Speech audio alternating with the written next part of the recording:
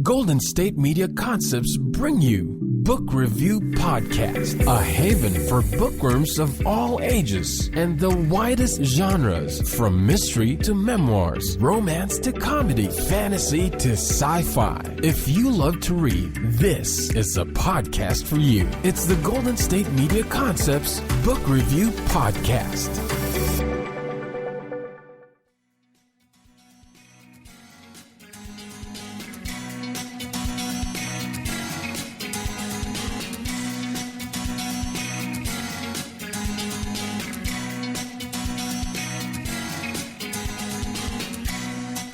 Hello, and welcome to another episode of the GSMC Book Review Podcast, brought to you by the GSMC Podcast Network. I am your host, Sarah, and I am so happy that you are joining me today for another author interview. Today I'm speaking with author Mariuccia Milla about her book, Meet Me in Milano, which is a story of a young woman named Melinda and her time in Italy.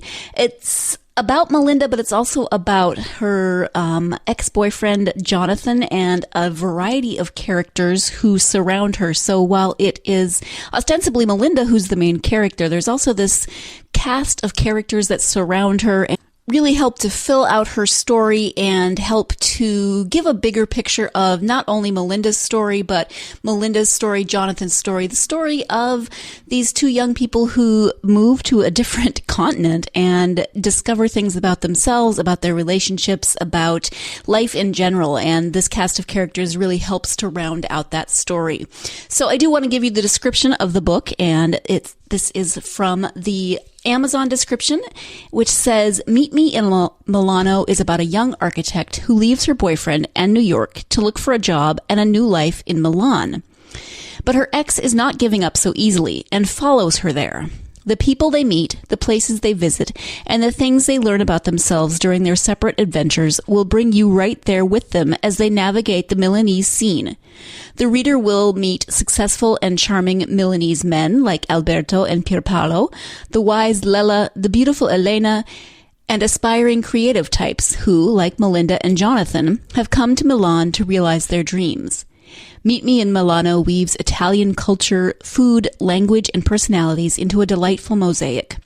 Weekend trips for work and play in the beautiful Italian landscape provide deeper dives into the conflicts and opportunities that bring the characters together, or make them change direction. This is a book about the discovery of life and of self through connection with place and other people. So as I said, that is the description of Meet Me in Milano. And one thing I loved about this book was just traveling through not only Milan, but Italy with the characters and getting to see different aspects of not only Italy, but the culture in these different places. And we'll talk more about this when I am speaking with Mariuccia.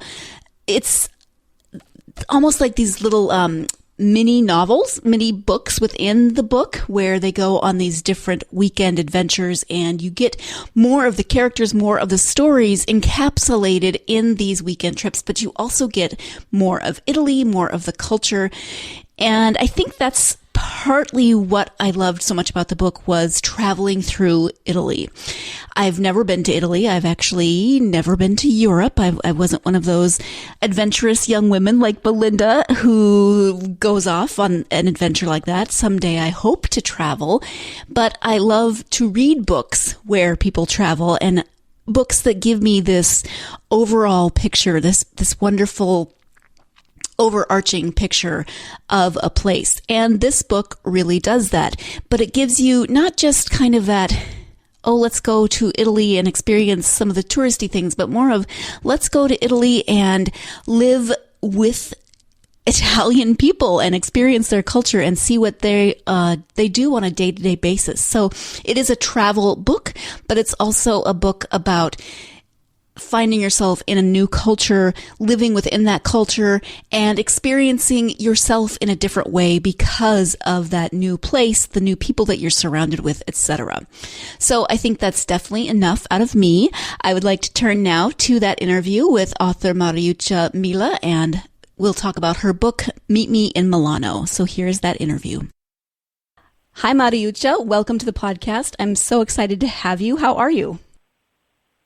I'm doing great. How are you? I'm well, thank you.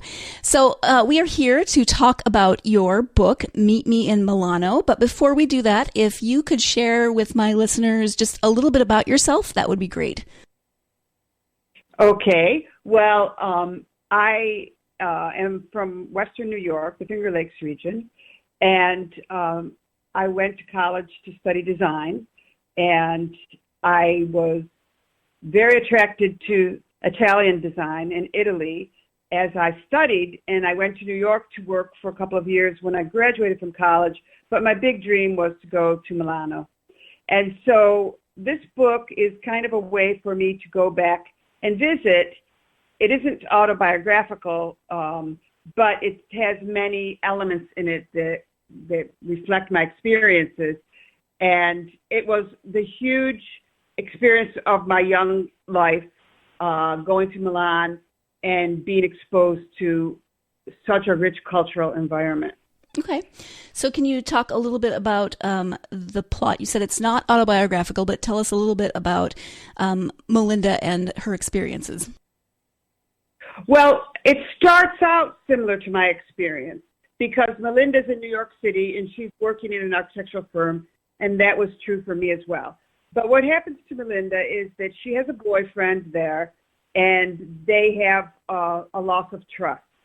I won't go into detail because it's in the story, but basically there is a almost like original sin between the two of them. They have a failed relationship, and she just wants to go to Italy and work for a designer in Italy, and she does it.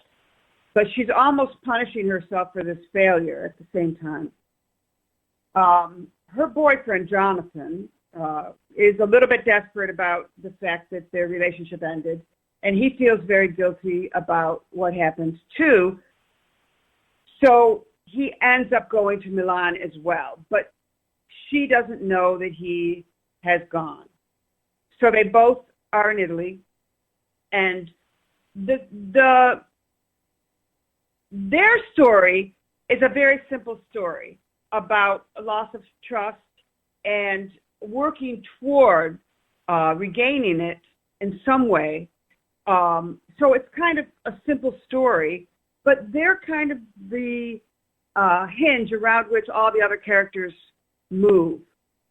So it's almost as if the story is between them is not the only thing that's going on in this book. Right. So talk a little bit about some of those other characters, because there's really this rich array of characters that surround them. And even though initially they don't know that Jonathan knows obviously that Melinda is in Milan, but she doesn't know that he's there, but they kind of interact with some of the same people. So talk about just that cast of characters and how that plays out in the book. Well, it's really great because Melinda develops a circle of friends, and Jonathan develops a circle of friends. Melinda is in the world of architecture, and Jonathan is in the world of photography, both very active professional environments in Milan because of design and fashion and so on and so forth. So Melinda is staying as a paying guest with an older woman named Lella. And Lella is, for me, kind of, she's a more mature woman. She's wiser. She almost acts as a mentor to Melinda. She's a very established person in Milanese social circles. So she is kind of a touchstone for the younger women in the book. She has a cousin named Alberto, who is also a very elegant, cultured Milanese guy, and he's introduced into Melinda's circle as well. The boss, Jonathan's boss in the photography studio, his name is Pier Paolo. And Pier Paolo is another Italian male type, in his 40s, I'm imagining. And he is very vain. He's running this photography studio. He thinks he's fantastic. And he's very superficial in his relationships with women. In that studio, there are also two other characters, Enrico and Elena. Now, Enrico is from Naples. He's Italian. And Elena is from near Bologna. She's from the country. Her father is a big agri-industrial guy. And she comes to Milan because Pier Paolo meets her and they have a flirtation. So she comes to Milan as his lover and works in his studio. So all of these people are working together and experiencing each other, and there's a flirtation between Alberto and Melinda in Milan at Lella's house. There's a flirtation between Elena and Jonathan at the photography studio.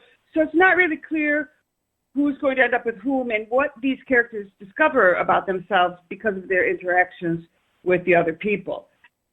Now, the three men that are in this, the three quintessentially Italian men, Enrico and Jonathan excluded, are Pier Paolo, Alberto, and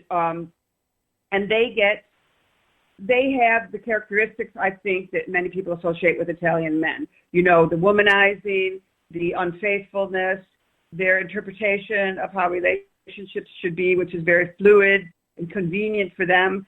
And what I've tried to do with these character sketches is show that there are similarities among these men, Italian men, but there are also some differences and a lot of little nuances.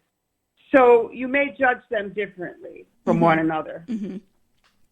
Yeah, and it's this really rich cast of characters that helps to move the story and give you this sense of, it's almost like, I've never been to Milan, but through your story, it almost feels like Milan is a little bit of a small town because of the relationships that develop with, with Lella. She's very involved in the community, and she knows a lot of people, as does Alberto. So I felt like it was a little bit of a small town feel in this community.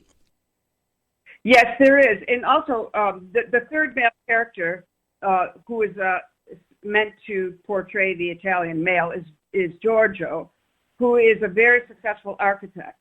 So you see the circle around Lella and Melinda, Mel, and Giorgio developing with some other minor characters around them. And then on the other side of town, there's Pier Paolo's photo studio with Jonathan and Elena and Enrico and some other minor characters. And they do intersect because the photographers are involved in the big Salone, which is the big furniture fair where all the designers come to Milan from all around the world. And so Melinda's crew is encountering Pier Paolo's crew and Jonathan's crew at an event. And the two circles begin to collide, and then it becomes one big circle socially. And it is true what you're saying. That's very astute of you, that Milan is very much like a small town because there are little parishes that are based on either where you went to school or what profession you practice, because it's all about work, Milan. So if you work all day, you may very well end up at having a drink someplace with people from work, or meeting clients, or going to someone's house for dinner. And everyone there is connection. So it's constantly about, work and productivity and socializing all mixed up together. Mm-hmm. And you mentioned that this was a way for you to revisit your time in Milan, and it feels like a love letter from you to Milan. Can you? How long did you live there? Well, I lived in Italy for 18 years, but in Milan for 10. Okay. So during that 18 years, I was in Milan a lot, even though I was living more out in the country afterwards. But it is, yes, I thought that, Milan is not the kind of place people think of when they want to go to Italy to take a trip. They want to go to another city. Mm-hmm. At one point, Jonathan is walking through a neighborhood in Milan, and he's thinking about what Milan is really like. If you want, I can read you a few sentences from the book. Sure, yeah. So Jonathan crossed the canal and started wandering through the labyrinth of back streets, still in transition from a poor to a wealthy quarter. He thought of how fascinating the layers of a city were, peeling off, adapting, resurfacing, evolving contagiously through unrelenting change. This was a hard city to read at first glance. It wasn't Florence, that three-dimensional museum of the Renaissance, with its perfectly proportioned solids and voids and consistent vocabulary of detail. It wasn't Rome, with its luscious curves and attenuated domes, all sensual statues and splashing fountains. It wasn't Venice either, with its deeply melancholy gilded beauty, with decaying Byzantine richness. No, Milan was more reserved and businesslike, even in its most ancient quarters. With the conclusion of that quote, I am going to jump in here so that we can take our first break of the podcast. But when we come back, we will be speaking more about the book, of course, and more about Milan and all sorts of other topics. So stay tuned. You are listening to the GSMC Book Review Podcast, and we will be right back. Still on the search of that one true love? On the limbo in this crazy world of dating, marriage, relationships? Well, listen to the Golden State Media Concepts Relationship Podcast, your one-stop podcast for everything about relationships.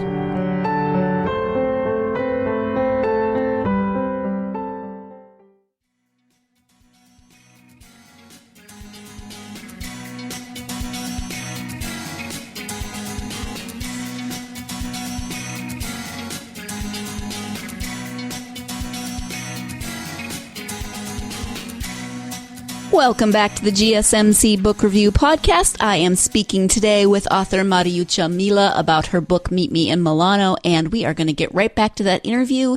Just as a reminder, Mariuccia just read a passage from the book about Jonathan walking around Milan, and so she's going to expand upon that passage a little bit more with her insights about living in Italy, especially living in Milan. So let's get back to that interview.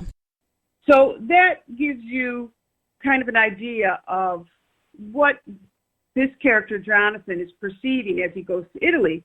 And again, one of the most important things about this book is how you can take yourself and put yourself into another situation and see how it changes you, see how you discover yourself.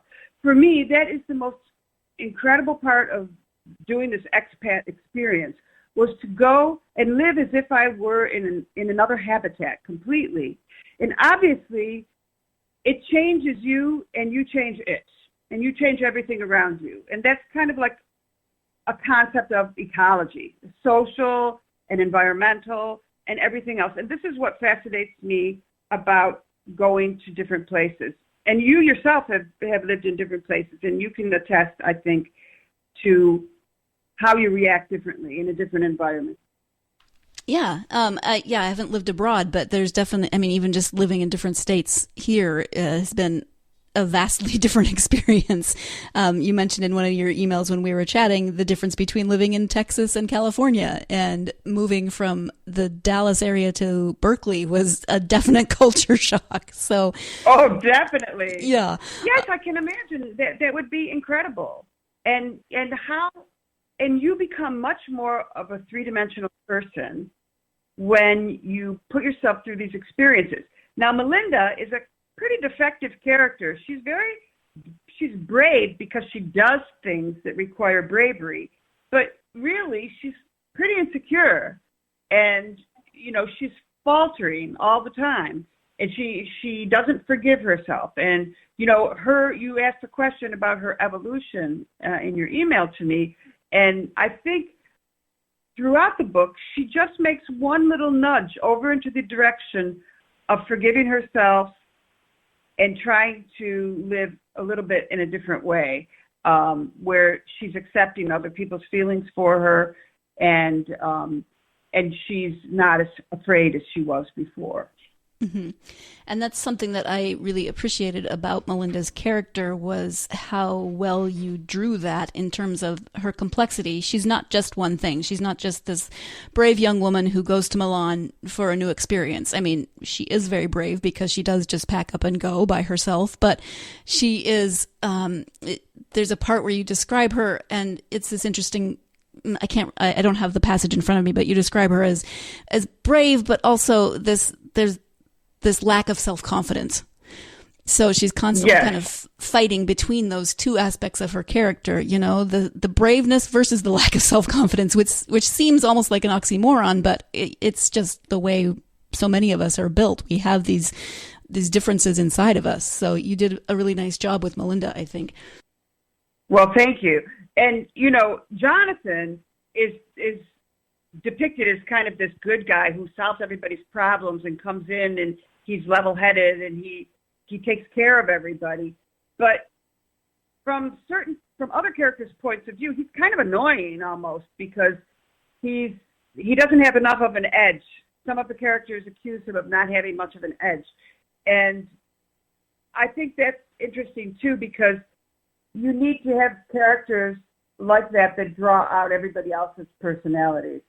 And I think people who lose patience with somebody who is good like that, they almost serve to put them into some kind of relief. So, one thing I'd like to mention to folks is, this is my first book, and I'm going to be writing. I promised myself I would write 5 books in 5 years, and this is the first one. And what I wanted to do with this book, well, first of all, it wasn't highly premeditated in the sense that I didn't sit down and lay out an outline and say, okay, this is what I want to have happen, and this is what I want to end. What I did is I created a setting and a series of circumstances, and then I created the characters as I needed them. And then the characters, this sounds kind of schizophrenic, but the characters started to make their own decisions, and I kind of had to go along with what you're not the only author that has said that, so... It's incredible. And, that is the greatest thing about writing, because you create these beings, and then they take over your book. Mm-hmm. So I think that's just so exciting. Yeah. You mentioned five books in 5 years. So you have a definite goal. What are you working on right now, if I can ask? Well, I have taken one of the characters from this book, Lella, who is, in her 50s. She's coming to the United States for a few months.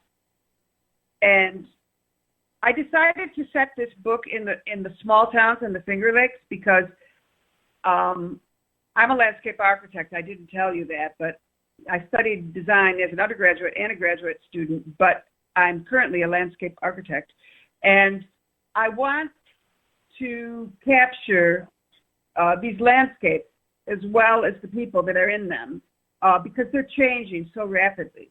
So this next book is going to be set in New York State.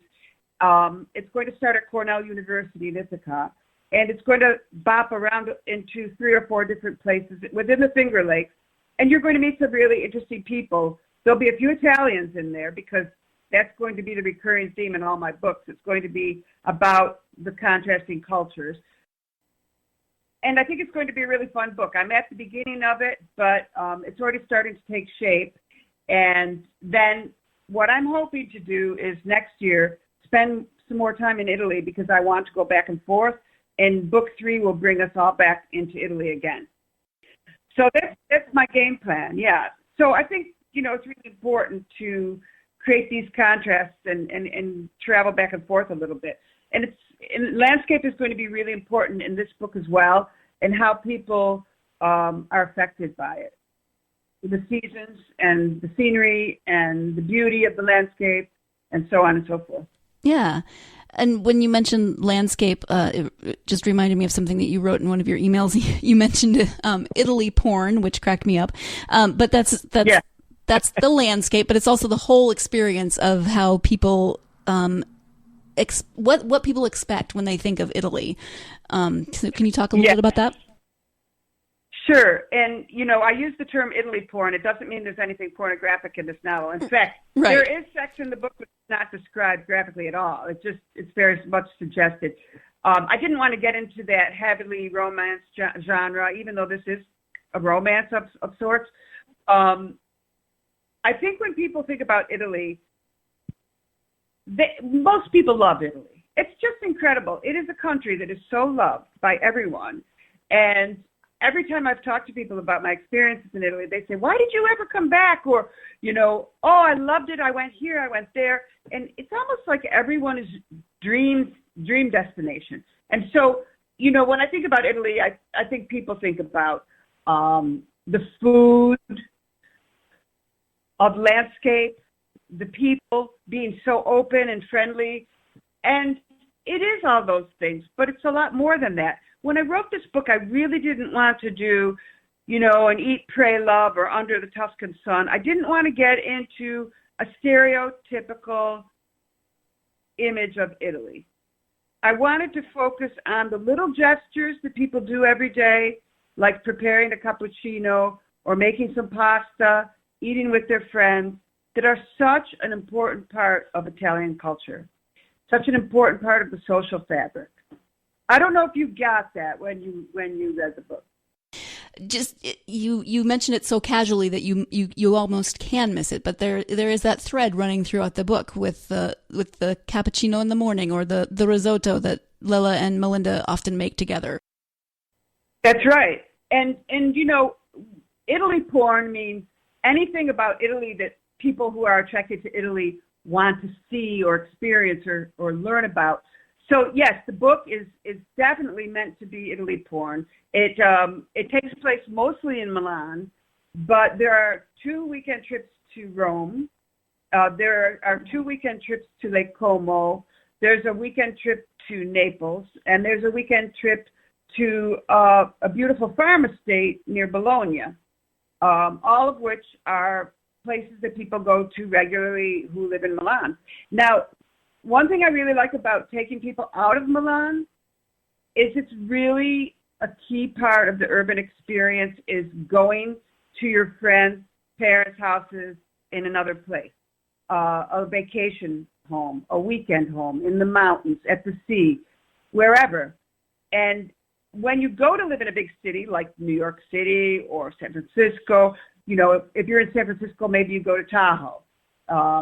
If you're in New York, you go out to Long Island or up into the Hudson River Valley.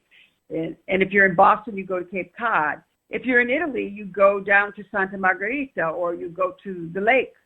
And I tried to put that in the book to show you that living in Milan isn't just about being in the city pounding the pavement all the time. It's also about the opportunities that you get because you're there and you're meeting all these people, and somebody has a house in Tuscany, someone else has an apartment in Venice, and you get access to all these experiences because you went to a big city and got engaged in the life rather than just going on a tour. And that makes all the difference in the world. Yeah, and it really does give you a fuller picture of life. I mean, it obviously gives you a picture of life in Milano, but then it gives you this fuller picture of life just in Italian culture and this sort of small town feel where the community develops around the characters. I remember when I lived in New York City, I kept running into the same people. And at one point we said, it's almost as if this is a play and all the other people are props. And we're the ones who are acting in this play. And it's true. When you go to a big city, you do find these little communities of people that become your reality. And the rest of the city is this big fabric that you have to wiggle your way through to get to them. And the other important thing about this going away for the weekend, which is important in this book, and going away for the weekend is where everything gets resolved at the end when they all go to the town of Santa Margherita, which is on the Riviera. It's kind of like in a Shakespeare play where the characters end up in the forest and all the magic happens there, and then they can go back to their daily lives with all their problems resolved. So one of the things I liked the most about being in Europe was that you would get invited on these weekends with a certain group of people, and that would be the cast of characters for your weekend. And you would be with those people on Friday night for dinner, on Saturday for breakfast, on the walk Saturday afternoon, for dinner Saturday night, and so on. So a little scenario would develop around these people in this certain place. And I just love the magic of that. It's just something that really appeals to me. It's like putting 5 people onto a stage and throwing some things up there and seeing what happens. It's an experiment. It's almost like little mini novels within the novel, because you get this encapsulated weekend with this specific group of people.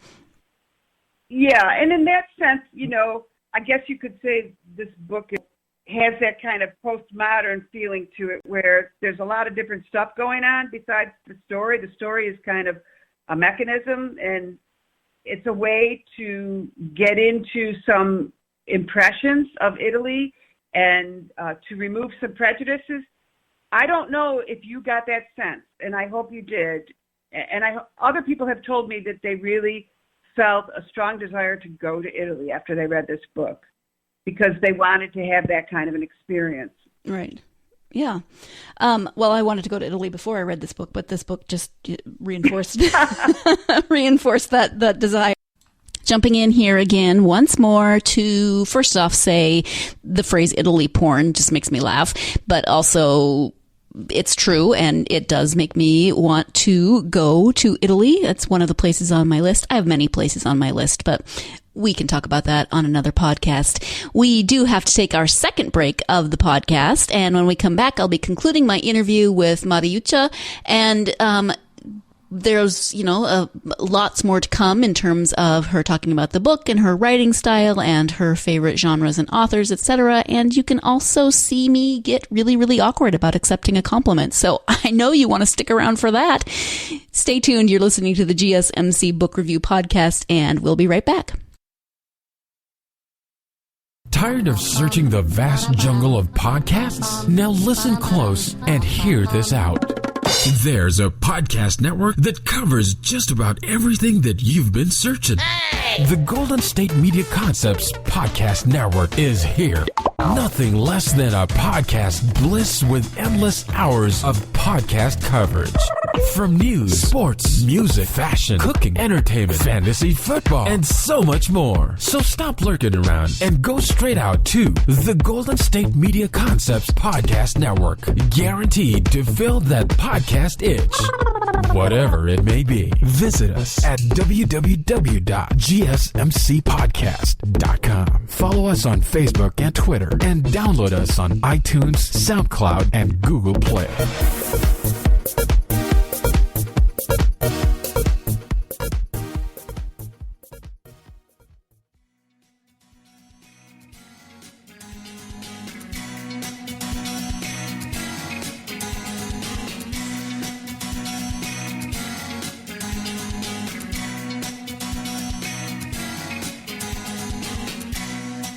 Welcome back to the GSMC Book Review Podcast and the conclusion to my interview with author Mariuccia Milla about her debut novel, Meet Me in Milano. Here's the conclusion to that interview.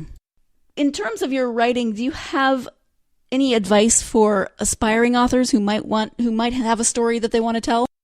Well, I'm a beginner myself, and most writers are beginners all the time because you always evolve when you're writing. One thing that helped me a lot was Stephen King's book on writing. I think if someone wants to read one book to help them, that would be the book I would recommend. He definitely is a master. It's not my genre of book, but he definitely is a master and has a lot of wisdom to share about how he did this and how he developed his career while he went through a lot of difficult situations personally. And I think that was useful. The other thing is I would really be careful about reading all of these how to make your book a bestseller kind of books, because there are a lot of people out there who are just trying to game this and try to write a book to make money. And if you want to make money, there are a lot easier ways to do it than writing a book. Right. I mean, really, you've got to be. It's like taking a hammer to your balls or something, trying to make money with a book. So I would say that's not the reason to write a book, in my opinion. So, and the other thing is, I will give another piece of advice, if I may, Sure. which I can export from my design experience. I went to Italy because I wanted to discover why Italians were so creative. And what I discovered there's really a three-legged stool that they use to base their culture. One is a deep understanding of history. They are really really deep historians. They have beautiful architecture all around them. They have beautiful things all around them. They integrate that into their understanding very deeply. We're not so good at that in the United States. But if you want to write books, you should read books and then develop an understanding of the history, not through reading books about the history of literature, but by reading the books themselves. And pick time periods and say, maybe I'll read 3 writers from the 50s and get a feeling and intuition for that. So you need to be a good historian. The next thing you need to be, number 2, is you need to be aware of innovation and technology. You have to know what's going on in the world, both about writing technology and publishing technology, as well as technology that is affecting the philosophy of life that is going to be brought into your book, that your characters are going to reflect. And that technology, the avant-gardism of the moment is what makes one person an artist and another person just somebody who draws. And then the third thing is really be tuned into social culture. So you have to know what's going on in the street. You have to get out and see, especially what people, teenagers and people in their 20s and 30s are doing. You have to be aware of what the trends are. And if you have a deep understanding of these 3 aspects, then you can have a big head start on doing whatever you do in a more creative way. I just think that this is what I learned when I was there. People who were designers would go look at art. They would go to theater. They would look for the connections among all the different types of expressions of creativity and learn about what they were saying about the world, what they were saying about the human condition. And then they could learn about how they could have a voice in that history, in the making of the history. Does that make sense? Yeah, that's really interesting. I appreciate your insight on that. You mentioned reading different genres, different books from different time periods. Is there any particular genre that you like to read just for your own pleasure? Well, for a long time when I was in college and a little bit afterwards, I loved everything that was English that was written in the 19th century. I loved it because those books were always about the conflict between the classes and impossible loves that would exist between people who were from different parts of society, and how society was really unfair. So like Victorian novels and Jane Austen and things like that, those books have beautiful structures, beautiful character development, and beautiful plot development. So they're good for that. Then if you want to read something modern, right now, for example, I'm reading Kent Haruf's Plainsong series. The reason I wanted to read that was because I said, I've got to read something about a group of people in a town in a certain particular landscape, because that's kind of the thing that I love. And this is the high place of Colorado, and these people are not exactly the cultured Milanese people that are in my book. So I thought it would be really interesting to look at, another pair of mittens, so to speak, on that same theme. And I'm really enjoying it. Modern books that are called modern books, like Hemingway and James Joyce and things like that, I've read those, and I like them very much. But there's something about the way they're written, which is very self-consciously art, that it's fun to read, but if you want to read a story, it's not really necessarily the best mechanism to do that. So I think I'm in another place now, which is maybe the story is one of the elements of the book, but it's not the driver of the book like it was in the Victorian novels. Mm-hmm. And maybe the language of the book isn't that, sentences without punctuation that make you always feel like you're reading something that's trying to be a piece of literature. I find that is a little distracting. Right. Yeah, me too. I just try to write in my own voice in the correct grammar. I use quotation marks. I may indent my paragraphs. Maybe I'm a little bit classical in that respect.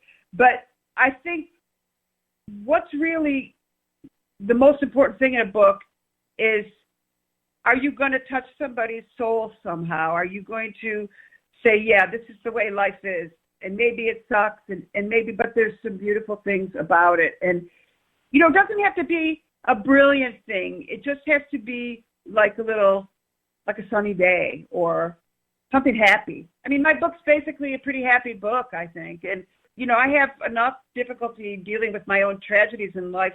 I don't want to write a book that's going to make me wallow in suffering and pain. And so that's just my personality as a writer. I want to write things that are positive and optimistic and give people hope. Yes, that's wonderful, and I really appreciate it.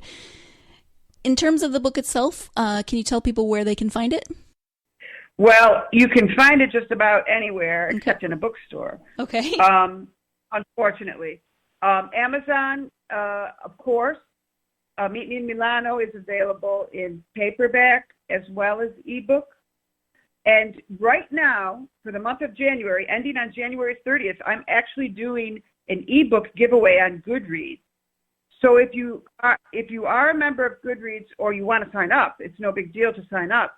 You can actually request a free copy of Meet Me in Milano just until January 30th, and it will be, they pick the winners. So right now there are about 131 people who have requested the book. So there's a good chance of getting it because I'm going to be giving away 100 copies. Oh, okay. So, yes, the idea is to get people to write reviews of the book, and so this is a promotion. So that's a place where somebody could get the ebook for free right now, between now and the end of January.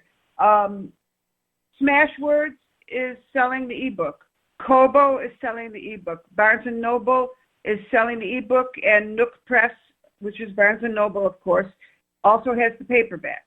The Apple iBook Store also has the ebook. So it's pretty easy to get. Okay, sounds great. And one more thing. No, go ahead. No, I just wanted to give you my handle for Facebook and Instagram. I was just going to ask you that, so. Okay. That's perfect. So it's, yeah, great minds think alike, That's right. Sarah? Yes. So it's my handle for both Instagram and Facebook is at Mariuccia Milla, and that's spelled MARIUMILLA.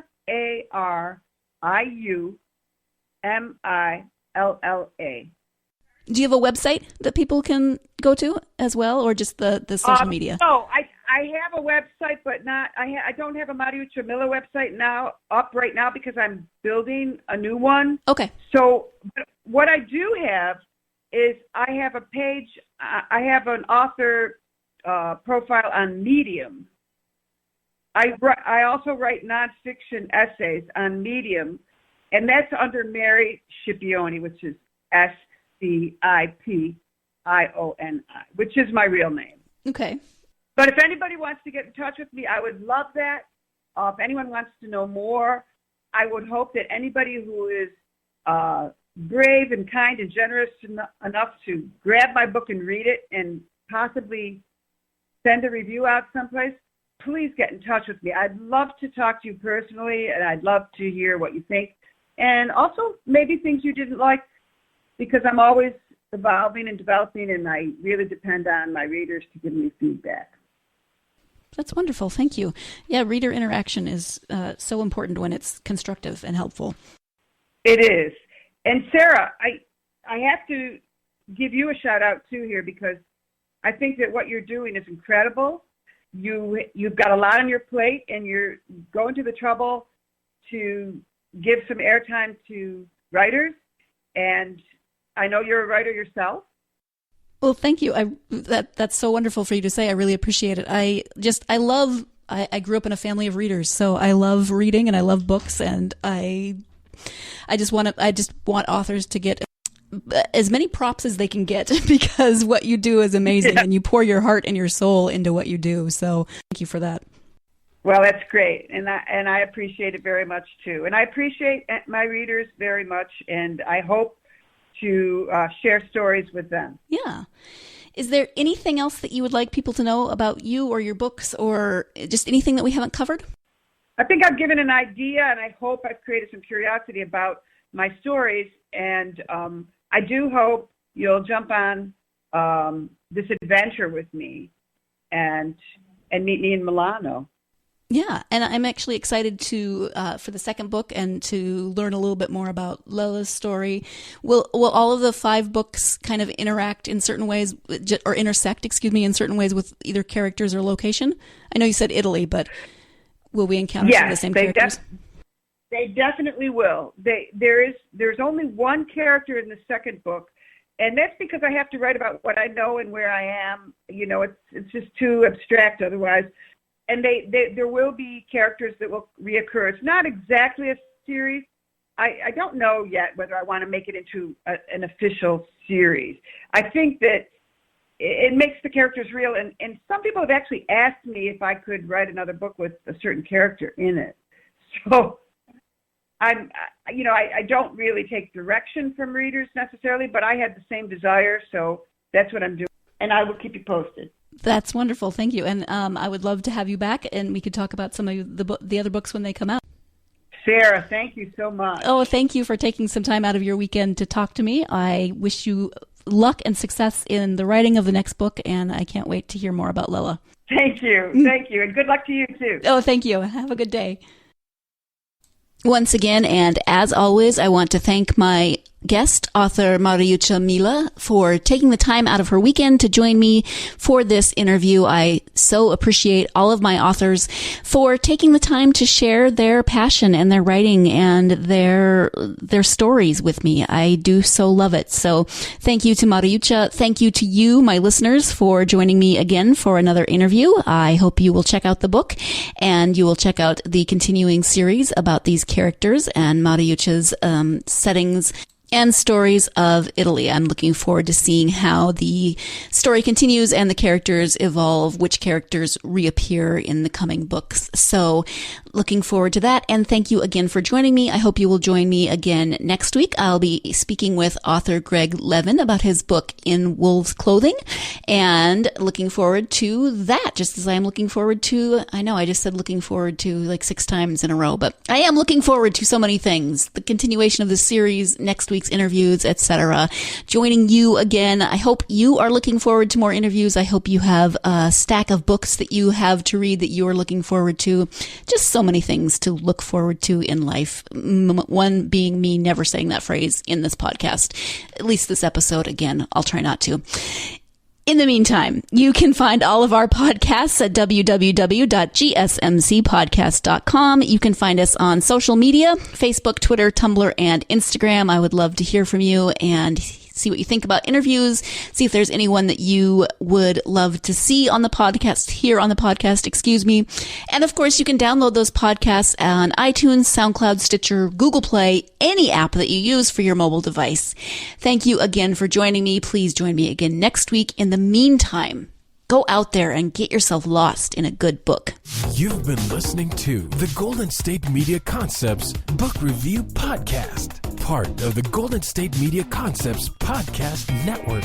You can find this show and others like it at www.gsmcpodcast.com. Download our podcast on iTunes, Stitcher, SoundCloud, and Google Play. Just type in GSMC to find all the shows from the Golden State Media Concepts Podcast Network. From movies to music, from sports to entertainment, and even weird news. You can also follow us on Twitter and on Facebook. Thank you, and we hope you have enjoyed today's program.